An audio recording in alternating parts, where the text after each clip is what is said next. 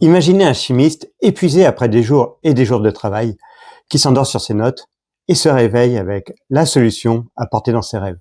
Cet homme, c'est Auguste Kékulé, et l'histoire aussi étrange que fascinante de la découverte de sa vie, venue simplement alors qu'il dormait. En 1865, le chimiste allemand tente désespérément de trouver la formule du benzène, un liquide très inflammable.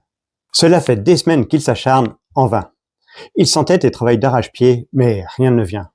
Certes, on connaît déjà la formule brute du benzène, c'est-à-dire le nombre d'atomes contenus dans une seule molécule de ce liquide, 6 atomes de carbone et 6 atomes d'hydrogène. Ce qui lui échappe, c'est la façon dont ces atomes sont agencés. Certes, il comprend qu'en formant des liaisons entre eux, les atomes forment des molécules, mais la structure lui échappe. Vaincu par la fatigue, le savant finit par s'endormir sur sa table. Le sommeil va alors lui apporter une vision étrange, celle d'un serpent se mordant la queue. Il s'agit de l'Ouroboros, le serpent mythique.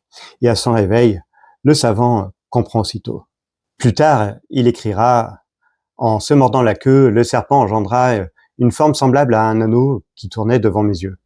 Je me sentis alors comme frappé d'une illumination. » Il vient de comprendre que les atomes, au lieu de former une chaîne comme dans la plupart des molécules organiques, forment un cycle, ils se referment sur eux-mêmes. C'est ainsi qu'en rêvant, le chimiste découvrit la structure cyclique du benzène, illustrant ce phénomène que les neuroscientifiques appellent l'incubation créative, c'est-à-dire cette capacité de notre cerveau à résoudre des problèmes pendant notre sommeil.